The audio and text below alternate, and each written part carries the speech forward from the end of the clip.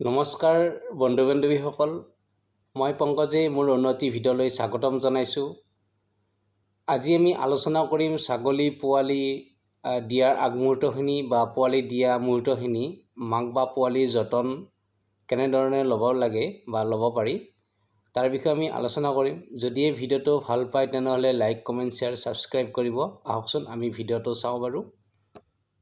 প্ৰথম কথাটো হ'ল বন্ধুসকল, ছাগলীয়ে যিদিনৰ পৰা কনচিভ কৰায় সেই দিনৰ পৰা পোৱালি জন্মগ্ৰহণ কৰালৈকে সময়সীমা হ'ল 145 পৰা 155 দিনৰ ভিতৰত পোৱালি জন্মগ্ৰহণ কৰে, অৰ্থাৎ থুলমূলকৈ ক'ব গ'লে 5 মাহ সময় লাগে।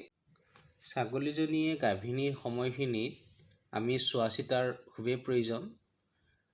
ইয়াৰ খাদ্যৰ পৰা বা আনে যাতে শুচিয়াব নোৱাৰে, গতিকে চোৱা চিতা খুবেই প্ৰয়োজন।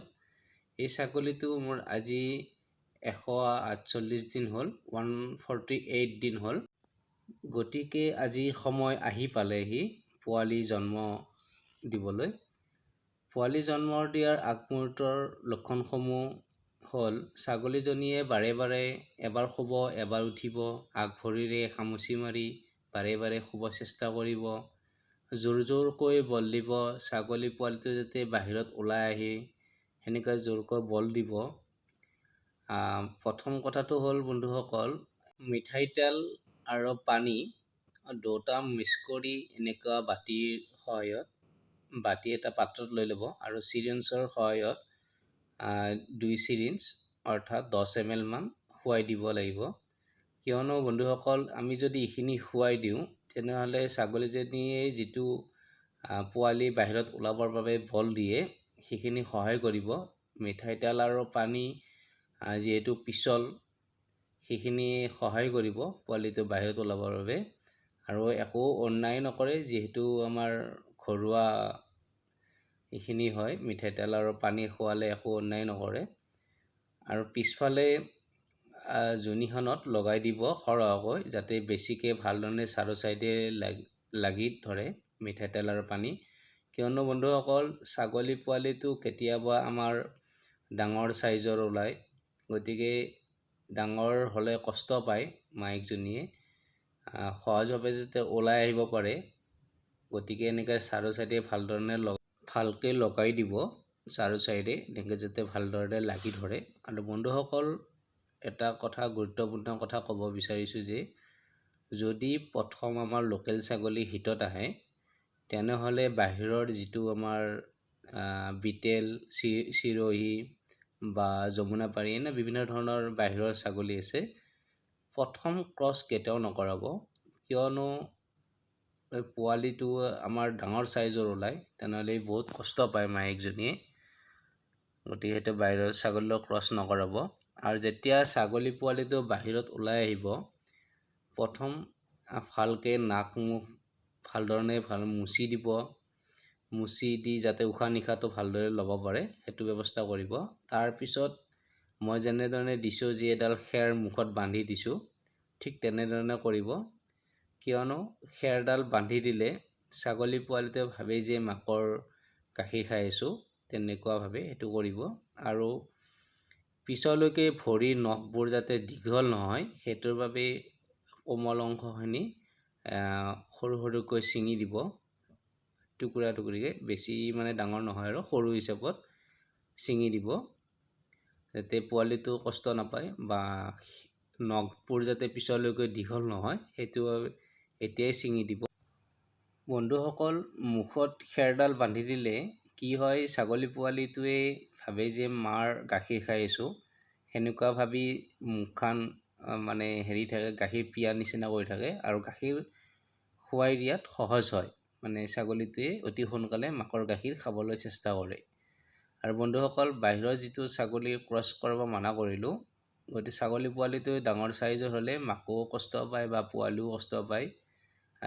নেক্সট টাইম কৰিব পাৰিব, এবাৰ পোৱালি দিয়াৰ পিছত নেক্সট টাইম পাৰিব বাহিৰৰ ছাগলীৰ লগত ক্ৰছ কৰাব, কিন্তু প্ৰথমতে নকৰিব। আৰু ভালধৰণে শুকান কাপোৰে মুচিব। ছাগলী পোৱালিটো যেতিয়া জন্ম হ'ব তেতিয়া ভালদৰে শুকান কাপোৰেৰে মুচিব।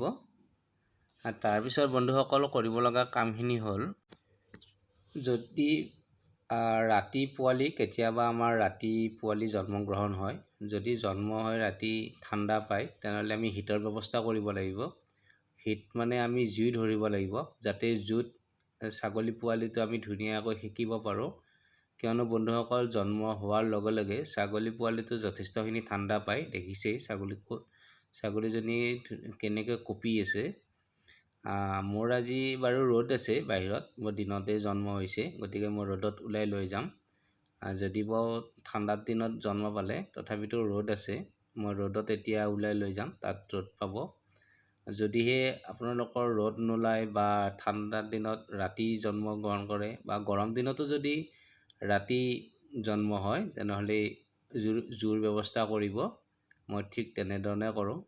আৰু বন্ধুসকল, যিসকলে ছাগলী পালন কৰি আহিছে বা যিসকলে জানে, সেইটোতো তেখেতসকলে জানেই। যিসকলে নতুনকৈ পালন কৰিম বুলি ভাবিছে বা পালন কৰিছে, গতিকে তেখেতসকলৰ উপকৃত হ'ব বুলি মই ভিডিঅ'টো বনাইছোঁ। গতিকে নিশ্চয় ভিডিঅ'টো ভাল পালে লাইক, কমেণ্ট, শ্বেয়াৰ, ছাবস্ক্ৰাইব কৰিব। আৰু বন্ধুসকল, আমাৰ এইখিনিও কৰিব লগা, যি ছাগলী পোৱালিটো হিটৰ ব্যৱস্থা কৰিব, তাৰপিছত মাকৰ গাখীৰ খোৱাৰ ব্যৱস্থা কৰিব। ছাগলী পোৱালিটো যাতে মাকৰ গাখীৰ খায়, আৰু ফেহু, মাকৰ গাখীৰ যিটো আমি ফেহু বুলি কওঁ, সেইখিনি একেবাৰে পেলাই নিদিব। জল নসৰিলেও, আমি কিছুমানে কয় যে জল সৰাৰ পিছতহে পোৱালিটোক গাখীৰ খুৱাম, ঠিক তেনেধৰণে নকৰিব। যিমান পাৰে সিমান সোনকালে গাখীৰ খুৱাবলৈ চেষ্টা কৰিব। আমি যিটো ফেহু বুলি কওঁ, সেই ফেহুটো খোৱাটো খুবেই প্ৰয়োজন, যিটো ভিটামিনযুক্ত। মাকৰ ফেহুখিনিয়ে বহুখিনি ছাগলী পোৱালিটোক কামত দিয়ে, যিহেতু আমি মেডিচিন পোৱালিটোক 3 মাহলৈকে খুৱাব নোৱাৰোঁ। গতিকে সেইখিনি খুৱাব আৰু হিটৰ ব্যৱস্থা, ৰ'দত ওলাই লৈ যাব। তাৰপিছত বন্ধুসকল, আমাৰ কৰিবলগীয়া কামখিনি হ'ল, হালধি, গুড়, পানী তিনিওটা মিক্স কৰি সাধাৰণ কুহুমীয়া গৰম কৰি মায়াকজনীক খুৱাই দিব লাগিব। কিয়নো বন্ধুসকল, মায়াকজনী যিহেতু যথেষ্টখিনি কষ্ট হ'ল, এই কষ্টখিনি দূৰ কৰিব লগা হ'লে এইখিনি আমি খুৱাই দিব লাগিব বন্ধুসকল, তেতিয়াহ'লে কিছু কষ্ট দূৰ হ'ব। বন্ধুসকল, ক'বলগীয়া, কৰিবলগীয়া আৰু কিছু থাকি গ'ল, গতিকে নেক্সট ভিডিঅ'ত মই আকৌ আপলোড কৰিম। গতিকে আজিলৈ এৰিছোঁ। যা নহওক বন্ধু বান্ধৱীসকল, ভিডিঅ'টো নিশ্চয় বুজি পালে, বা যদিহে কিবা কাৰণত বুজি পোৱা নাই, তেনেহ'লে মোৰ কণ্টেক্ট নাম্বাৰ দিয়াই আছে, মোক ফোন কৰি সুধি ল'ব। যদিখিনি বুজি পোৱা নাই, মই সেইখিনি নিশ্চয় জনাম। মই যিখিনি জানো বা যিখিনি মই ফাৰ্মত কৰি আহিছোঁ, সেইখিনি মই নিশ্চয় জনাম। বা মোক কমেণ্ট কৰিও সুধিব পাৰে, নিশ্চয় মই জনাম। আজিলৈ এৰিছোঁ। যদি এই ভিডিঅ'টো ভাল পাইছে, তেনেহ'লে লাইক, কমেণ্ট, শ্বেয়াৰ, ছাবস্ক্ৰাইব কৰিব। আজিলৈ এৰিছোঁ। বাই। জয় আই অসম।